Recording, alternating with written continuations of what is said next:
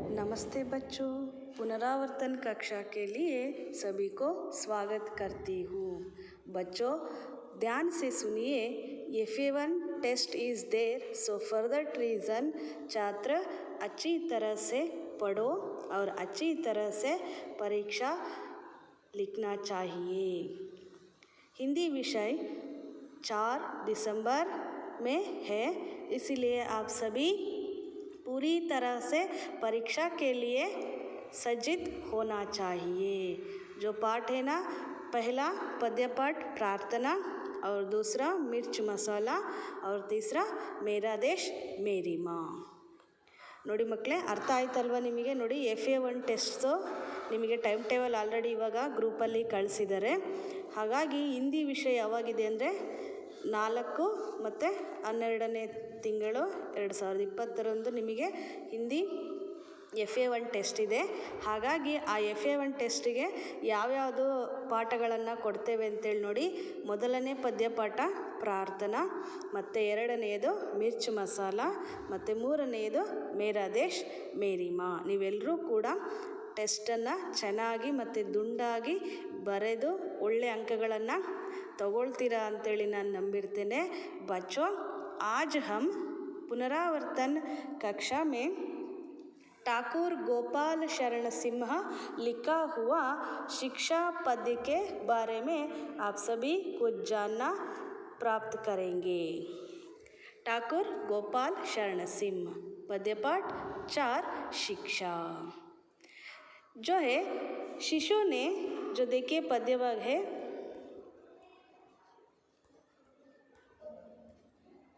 देखिए पहला पद्य भाग।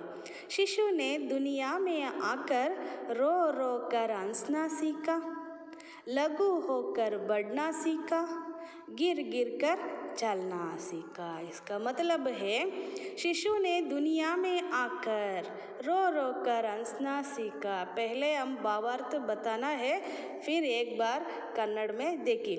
ಶಿಶು ನೆ ದುನಿಯಾ ಮೇ ಆಕರ್ ರೋ ರೋ ಕರ್ ಹಂಸ್ನಾ ಸೀಕಾ. ನೋಡಿ, ಒಂದು ಮಗು ಹುಟ್ಟಿದ ತಕ್ಷಣ ನಗುತ್ತಾ ಇಲ್ಲ, ಅದು ಅಳ್ತಾನೆ ಈ ಪ್ರಪಂಚಕ್ಕೆ ಬರುತ್ತೆ. ರೋ ರೋ ಕರ್ ಹಂಸ್ನಾ ಸೀಕಾ, जो आगे ಅಳ್ತಾ ಅಳ್ತಾ ನಗೋದನ್ನು ಕಲಿಯುತ್ತೆ. ಲಘು ಹೋಕರ್ ಬಡ್ನಾ ಸೀಕಾ, ಸಣ್ಣದರಿಂದ ದೊಡ್ಡ ಮನುಷ್ಯನಾಗಿ ಬೆಳೆಯುತ್ತೆ. ಲಘು ಹೋಕರ್ ಬಡ್ನಾ ಸೀಕಾ, ಚಿಕ್ಕವನಾದ ಮಗು ದೊಡ್ಡದಾಗಿ ಬೆಳೆಯೋದು ಹೇಗೆ ಅನ್ನೋದನ್ನು ಕೂಡ ಕಲಿಯುತ್ತೆ. ಅದಾಗದೆ ಸಮಯ ಸಂದರ್ಭಕ್ಕೆ ತಕ್ಕಂತೆ ಮಗು ಒಬ್ಬ ದೊಡ್ಡ ಮನುಷ್ಯನಾಗ್ತಾನೆ. ಗಿರ್ ಗಿರ್ ಕರ್ ಚಲ್ನಾ ಸೀಕಾ, ನೋಡಿ ಹಾಗೆಯೇ ಬೀಳೋದು ಏಳೋದ್ರ ಜೊತೆಗೆ ಆ ಮಗು ಮುಂದೊಂದು ದಿನ ದೊಡ್ಡ ವ್ಯಕ್ತಿ ಆಗ್ತಾನೆ. ಲಘು ಹೋಕರ್ ಬಡ್ನಾ ಸೀಕಾ, ಗಿರ್ ಗಿರ್ ಕರ್ ಚಲ್ನಾ ಸೀಕಾ, ಬೀಳ್ತಾ ಬೀಳ್ತಾ ಏಳೋದನ್ನು ಕಲಿಯುತ್ತೆ, ನಗ್ತಾ ನಗ್ತಾ ಅಳೋದನ್ನು ಕಲಿಯುತ್ತೆ. ಕಿತನೆ ಹಿ ಚಕ್ಕರ್ ಖಾಕರ್ ಚಂಗೋ ನೆ ಚढ़ना सीखा, ऊर छेद कर अपना मुरली ने गाना सीखा है. ನೋಡಿ, ಕಿತನೆ ಹಿ ಚಕ್ಕರ್ ಖಾಕರ್, ನೋಡಿ ಚಂಗೋನೆ ಚಡ್ನಾ ಸೀಕಾ. ಚಂಗೋ ಮನೆ ಪತಂಗ್. ನೋಡಿ, ಗಾಳಿಪಟ ಗಾಳಿ ಇದ್ದಾಗ ಆಕಾಶದ ಮೇಲ್ಗಡೆ ಹಾರಿ ಹಾರಿ ಹೋಗುತ್ತೆ. ಅದೇ ಗಾಳಿ ಇಲ್ಲಪ್ಪ ಅಂದರೆ ಆ ಗಾಳಿಪಟ ಕೆಳಗಡೆ ಬಿದ್ದೋಗುತ್ತೆ. ಕೈಟ್ ಅಂತೀವಲ್ವ ನಾವು, ಅದು ಗಾಳಿ ಇದ್ದಾಗ ಮಾತ್ರ ಅದು ಹಾರುತ್ತೆ, ಇಲ್ಲ ಅಂದರೆ ಕೆಳಗಡೆ ಬೀಳುತ್ತೆ. ನೋಡಿ ಮಕ್ಕಳೇ, ಒಂದು ಉದಾಹರಣೆ ಹೇಳ್ತೀನಿ. ಪುಟ್ಟದಾಗಿರ್ತಕ್ಕಂಥ ಪಕ್ಷಿಗಳು, ಆ ಮರಿಗಳು ಏನು ಮಾಡ್ತವೆ, ತನ್ನ ತಾಯಿ ತಮಗೋಸ್ಕರ ಆಹಾರವನ್ನು ತರಲಿಕ್ಕೆ ಹೊರಗಡೆ ಹೋಗಿದ್ದಾಳೆ, ಅದನ್ನು ತನ್ನ ತಾಯಿಯ ದಾರಿಯನ್ನೇ ಕಾಯ್ತಾ ಇರ್ತವೆ. ಅವು ರೆಕ್ಕೆ ಬಲಿತು ದೊಡ್ಡ ಪಕ್ಷಿಗಳಾದ ನಂತರ ಗೂಡನ್ನು ಬಿಟ್ಟು ಹಾರಿ ಹೋಗ್ತವೆ. ನೋಡಿ, ಚಂಗೋನೆ ಚಡ್ನಾ ಸೀಕಾ, ಅದೇ ತರಹ ಗಾಳಿ ಬಂದಾಗ ಆ ಗಾಳಿಪಟ ಮೇಲಕ್ಕೆ ಹಾರುತ್ತೆ. ನೋಡಿ, ಹಾಗೆ ಗಾಳಿಯ ಜೊತೆಗೆ ಹಾರೋದನ್ನು ಕಲಿಯುತ್ತೆ ಪಕ್ಷಿ. ಅದೇ ರೀತಿ ಇಲ್ಲೂ ಕೂಡ ಗಾಳಿಪಟ ಹಾರುತ್ತೆ ಗಾಳಿ ಇದ್ದಾಗ. ಉರ್ ಛೇದಕರ್ ಅಪನ ಮುರಳಿನೇ ಗಾನ ಸೀಕಾ. ನೋಡಿ, ಒಂದು ಮಾಮೂಲಿಯಾದ ಕೋಲು ಅಥವಾ ಬಿದಿರು ಇರ್ಬೋದು. ಬಿದಿರಿನ ಕೋಲನ್ನು ನೋಡಿದ್ರೆ ಏನು ಅನಿಸುತ್ತೆ, ಸಾಧಾರಣ ಕೋಲು ಬಿಡು ಅಂತೇಳಿ ಅಂದ್ಕೊಳ್ತೀವಿ. ಆದರೆ ನೋಡಿ, ಅದಕ್ಕೆ ಸುಂದರವಾದ ರೂಪ ಕೊಟ್ಟು ಊರ್ಛೇದ್ ಅಂದರೆ ಅದಕ್ಕೆ ಓಲನ್ನು ಮಾಡಿದಾಗ ಅದು ಅದರಿಂದ ಒಂದು ಒಳ್ಳೆಯ ನಾದಸ್ವರ ಕೇಳಿ ಬರುತ್ತೆ. ಯಾವುದು? ಕೊಳಲು. ಉರ್ ಛೇದ್ ಕರ್ ಅಪ್ನ ಮುರಳಿನೇ ಗಾನ. ಮುರಳಿ ಅಂದರೆ ಕೊಳಲು. ಒಂದು ಸುಂದರವಾದ ಸಂಗೀತ ನಮ್ಮೆಲ್ಲರ ಕಿವಿಗೆ ಬೀಳುತ್ತೆ ನೋಡಿ. ಕಿತ್ನೆ ಹಿ ಚಕ್ಕರ್ ಕಾಕರ್ ಚೆಂಗೋನೆ ಚಡ್ನಾ ಸೀಕ. ನೋಡಿ ಎಷ್ಟು ಸಾರಿ ಬೀಳೋದು, ಎದ್ದು ಸುತ್ತಾಡಿ ಸುತ್ತಾಡಿ ಆಕಾಶದ ಮೇಲೆ ಹಾರಿ ಹೋಗುತ್ತೆ ಗಾಳಿಪಟ. ಉರ್ ಛೇದ್ ಕರ್ ಅಪ್ನ ಮುರಳಿನೇ ಗಾನ ಸೀಕ. ನೋಡಿ ಪಕ್ಷಿ ಹೇಗೆ ರೆಕ್ಕೆ ಬಲಿತ ನಂತರ ಆಕಾಶದಲ್ಲಿ ಹಾರುತ್ತೋ, ಅದೇ ಹಾರೋದನ್ನು ಕಲಿಯುತ್ತೋ, ಅದೇ ರೀತಿ ಆ ಬಿದಿರಿನ ಕೋಲಿಂದ ಓಲನ್ನು ಮಾಡಿದಾಗ ಅದರಲ್ಲಿ ಒಂದು ಸುಂದರ ಗಾನ ಬರುತ್ತೆ ಅನ್ನೋದನ್ನು ಕವಿ ನಿಮಗಿಲ್ಲಿ ಹೇಳಿದ್ದಾರೆ.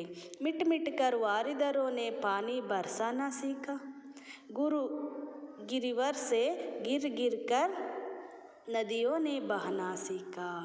जो देखिए बच्चों, मिट मिट कर वारिदरों ने पानी बरसाना सीखा. ನೋಡಿ ಆಕಾಶದಿಂದ ಮೋಡ ಮಳೆಯಾಗಿ ಸುರಿಯೋದನ್ನು ಕಲಿಯುತ್ತೆ. ಪಾನಿ ಬರ್ಸಾನ ಸೀಕ.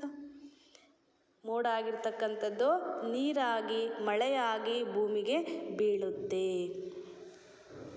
ತರು ಗಿರಿವರ್ ಸೆ ಗಿರ್ ಗಿರ್ ಕರ್ ನದಿಯೋನೇ ಬಹನಾ ಸೀಕ. ಅಷ್ಟೇ ಅಲ್ಲ ನೋಡಿ ಮಕ್ಕಳೇ, ದೊಡ್ಡ ದೊಡ್ಡ ಪರ್ವತಗಳ ತಪ್ಪಲಿನಲ್ಲಿ, ದೊಡ್ಡ ದೊಡ್ಡ ಬೆಟ್ಟಗಳ ಮಧ್ಯದಲ್ಲಿ ನೀರು ಹರಿದು ಬರೋದನ್ನು ಕಲಿಯುತ್ತೆ. ಗಿರ್ ಗಿರ್ ಕರ್ ನದಿಯೋನೇ ಬಹನಾ ಸೀಕ. ಅತ್ಯಂತ ಎತ್ತರದಲ್ಲಿ ನೀರು ಬಿದ್ದು ಅದು ನೆಲದ ಮೇಲೆ ಹರಿಯೋದನ್ನು ನೀರು ಕಲಿಯುತ್ತೆ. ನೋಡಿದಿರಲ್ವ ಮಕ್ಕಳೇ, ಜೋಗ ಜಲಪಾತದಲ್ಲಿ ಎಷ್ಟು ಎತ್ತರದಿಂದ ನೀರು ಕೆಳಗಡೆ ಬಿದ್ದು ಅದು ಹರಿದು ಮುಂದೆ ಮುಂದೆ ಸಾಗುತ್ತೆ ಅನ್ನೋದನ್ನು. मिट मिट कर वारिदरों ने पानी बरसाना सीखा. तरु गिरिवर से गिर गिर कर ನದಿಯೋ ನೇ ಬಹನಾ ಸೀಕ. ನೋಡಿ ಮಕ್ಕಳೇ, ಅರ್ಥ ಆಯ್ತಲ್ವಾ? ನೋಡಿ ಮೊದಲನೇ ಪದ್ಯದಲ್ಲಿ ಶಿಶುನೇ ದುನಿಯಾ ಮೇ ಆಕರ್ ಲಘು ಹೋಕರ್ ಬಡ್ನಾ ಸೀಕ, ಗಿರ್ ಗಿರ್ ಕರ್ ಚಡ್ನಾ ಸೀಕ. ಮಗು ಅಳೋದು ಮತ್ತು ನಗೋದನ್ನು ಕಲಿಯುತ್ತೆ, ಜೊತೆಗೆ ಬಿದ್ದು ಎದ್ದು ಓಡಾಡೋದನ್ನು ಕಲಿಯುತ್ತೆ. ನೋಡಿ ಹಾಗೆಯೇ ಮತ್ತೆ ರೆಕ್ಕೆ ಬಲಿತ ಪಕ್ಷಿ ಆಕಾಶದಲ್ಲಿ ಹೇಗೆ ಹಾರುತ್ತೋ ಆ ರೀತಿ ಗಾಳಿಪಟನೂ ಕೂಡ ಗಾಳಿ ಬಂದಾಗ ಅತ್ಯಂತ ಮೇಲಕ್ಕೆ ಆಕಾಶದಲ್ಲಿ ಹಾರಿ ಸುಂದರವಾಗಿ ನಮ್ಮೆಲ್ಲರ ಕಣ್ಣಿಗೂ ಕಂಗೊಳಿಸುತ್ತೆ. ಅದೇ ರೀತಿ ಒಂದು ಬಿದಿರಿನ ಕೋಲಿಗೆ ಓಲು ಮಾಡಿದಾಗ ಅದರಲ್ಲಿ ಒಂದು ಸುಂದರ ಗಾನ ನಮಗೆ ಕೇಳಿ ಬರುತ್ತೆ. ಜೊತೆಗೆ ಹಲವಾರು ಮೋಡಗಳು ಆಕಾಶದಲ್ಲಿ ಕೂಡಿಕೊಂಡು ಭೂಮಿಗೆ ಮಳೆ ಬೀಳುತ್ತೆ.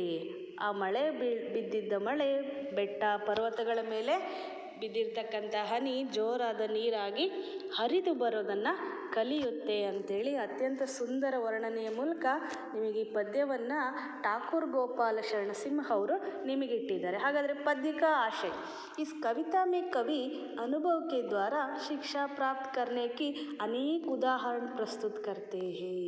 ನೋಡಿ ಮಕ್ಕಳೇ, 3-4 ಉದಾಹರಣೆಗಳನ್ನು ನಿಮಗೆ ಕೊಟ್ಟಿದ್ದಾರೆ. जीवन में यश की प्राप्ति के लिए अनेक प्रकार की मुसीबतों को सामना करना पड़ता है. ನೋಡಿ ಜೀವನದಲ್ಲಿ ನಾವು ಯಶಸ್ಸನ್ನು ಕಾಣಬೇಕು, ನಾವು ಉನ್ನತಿಯನ್ನು ಪಡಿಬೇಕು, ನಾವು ಎಲ್ಲರ ಬಾಯಲ್ಲೂ ನಮ್ಮ ಹೆಸರು ಬರಬೇಕು, ನಮ್ಮ ಬಗ್ಗೆನೇ ಮಾತಾಡ್ಕೋಬೇಕಪ್ಪ ಅಂದರೆ ನಾವು ಹಲವಾರು ಕಷ್ಟಗಳನ್ನು ಎದುರಿಸಿ ಮೆಟ್ಟಿ ನಿಲ್ಲಬೇಕು. ಬಿನಾ ಪರಿಶ್ರಮಕ್ಕೆ ಹಮ್ ಕಭಿ ಸುಖ ಪ್ರಾಪ್ತ ಕರ್ ನಹಿ ಸಕ್ತೆ. ನೋಡಿ ಮಕ್ಕಳೇ, ಶ್ರಮ ಪಡದೇನೆ ನಮಗೆ ಯಾವುದೇ ಒಂದು ಹೆಸರಾಗಲಿ ಉನ್ನತಿಯಾಗಲಿ ಸಿಗೋಲ್ಲ. ನಾವು ಎಲ್ಲಿ ಕಷ್ಟಪಟ್ಟು ಕೆಲಸವನ್ನು ಮಾಡ್ತೇವೆ, ನಮ್ಮ ಮನಸ್ಫೂರ್ತಿಯಾಗಿ ನಮ್ಮನ್ನು ನಾವು ತೊಡಗಿಸ್ಕೊಂಡು ಕೆಲಸ ಕಾರ್ಯಗಳನ್ನು ಮಾಡ್ತೇವೆ, ಆಗ ಮಾತ್ರ ನಮಗೆ ಆ ಕೆಲಸದಲ್ಲಿ ಯಶಸ್ವಿ ಸಿಗುತ್ತೆ, ನಾವು ಗೆಲ್ಲಲಿಕ್ಕೆ ಸಾಧ್ಯ ಅಂಥೇಳಿ ಒಂದು ಅದ್ಭುತ ವರ್ಣನೆಯ ಮೂಲಕ ನಿಮಗೆ ಠಾಕೂರ್ ಗೋಪಾಲ್ ಶರಣ ಸಿಂಹ ಅವರು ಈ ಪದ್ಯ ಭಾಗವನ್ನು ಇಟ್ಟಿದ್ದಾರೆ. ಮಕ್ಕಳೇ, ಅರ್ಥ ಆಯ್ತಲ್ವ ಎಲ್ರಿಗೂ? ಹಾಗೆ ನೋಡಿ, ಏಕ್ ವಾಕ್ಯ ಮೇ उत्तर लिखिए. शिशु ने रो रो कर क्या सीखा है?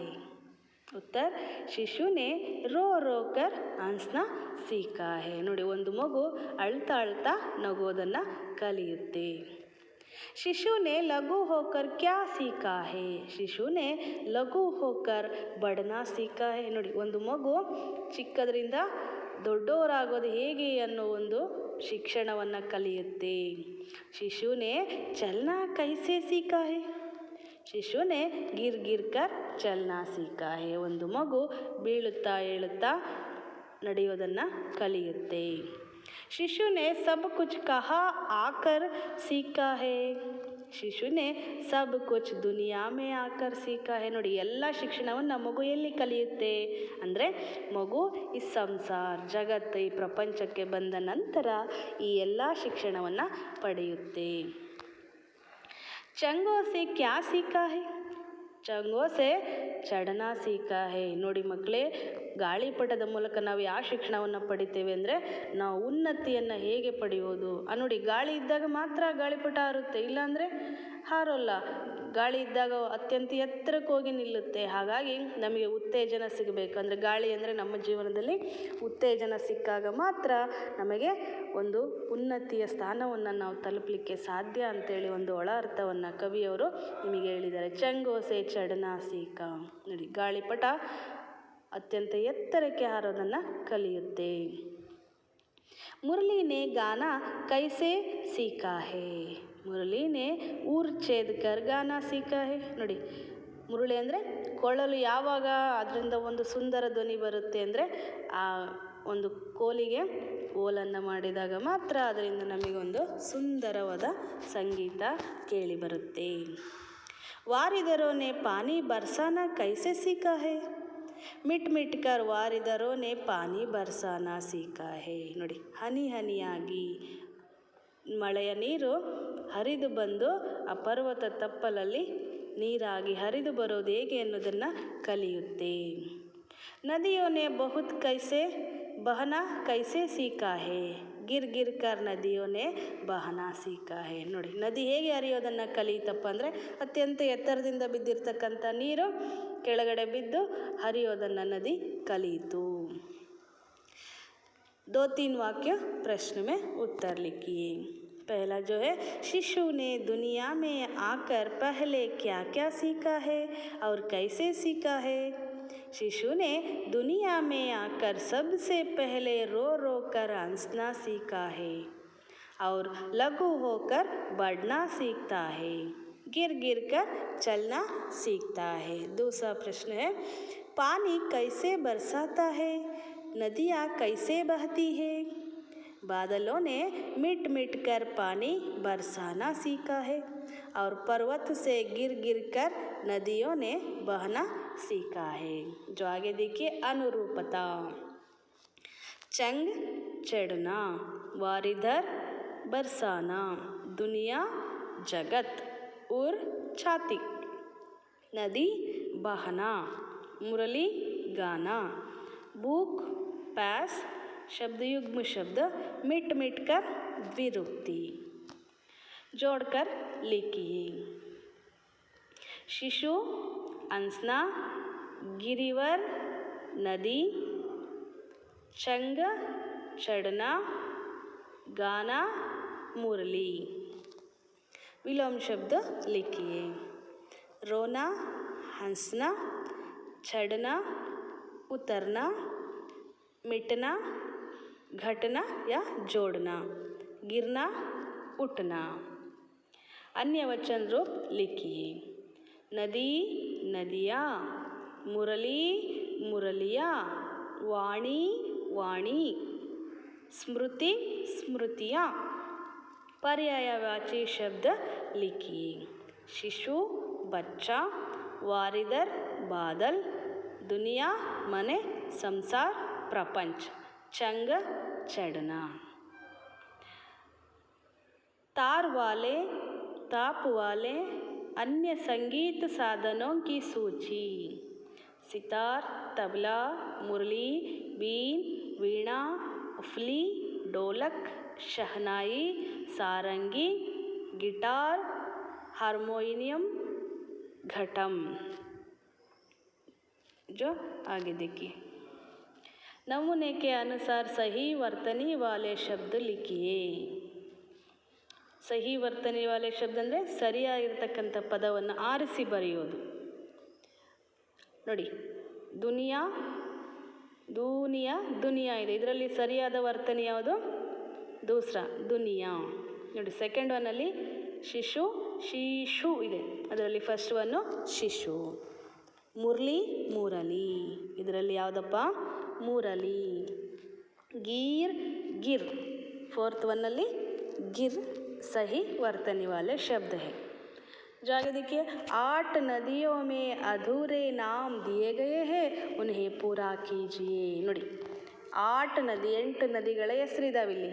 ಒಂದು ನಿಮಗೆ ಬಳ್ಳಿಯನ್ನು ಕೊಟ್ಟಿದ್ದಾರೆ, ಸರಿಯಾದ ಅಕ್ಷರವನ್ನು ನಾವು ಜೋಡಿಸಿ ಅಲ್ಲಿ ಬರಿಬೇಕು. ನೋಡಿ, अलक नंदा, दूसरा क्या है यमुना, तीसरा जो है घाघरा, कोसी, महानंदा और मंदाकिनी। अंतिम है, क्या है अंतिम शब्द? गंडक। ಮಕ್ಕಳೇ, ನಿಮಗೆಲ್ರಿಗೂ ಕೂಡ ಅರ್ಥ ಆಗಿದೆ ಅಂದ್ಕೊಳ್ತೇನೆ. ಟೆಸ್ಟಿಗೆ ನೀವೆಲ್ಲರೂ ಕೂಡ ಚೆನ್ನಾಗಿ ಬರಿಬೇಕು, ಯಾರೂ ಕೂಡ ಮಿಸ್ ಮಾಡಬಾರ್ದು. ಯಾಕೆಂದರೆ ಇದು ಮುಂದಿನ ನಿಮ್ಮ ತರಗತಿಗೆ ಅನುಕೂಲ ಆಗುತ್ತೆ, ಜೊತೆಗೆ ಈ ಅಂಕಗಳಿಂದ ನಿಮಗೆ ಮುಂದಿನ ತರಗತಿಗೆ ಉತ್ತೀರ್ಣರಾಗಲಿಕ್ಕೆ ಸಹಾಯ ಆಗುತ್ತೆ. ಹಾಗಾಗಿ ಕಂಪಲ್ಸರಿ ನೀವೆಲ್ಲರೂ ಕೂಡ ಮಸ್ಟ್ ರೀಡ್ ಆ್ಯಂಡ್ ರೈಟ್, ಮತ್ತು ಜೊತೆಗೆ ನೀವು ಕಂಪಲ್ಸರಿಯಾಗಿ ಬರೀಲೇಬೇಕು ಟೆಸ್ಟನ್ನು. ಯಾವುದೇ ಕಾರಣಕ್ಕೂ ಮಿಸ್ ಮಾಡಬೇಡಿ. ಧನ್ಯವಾದ.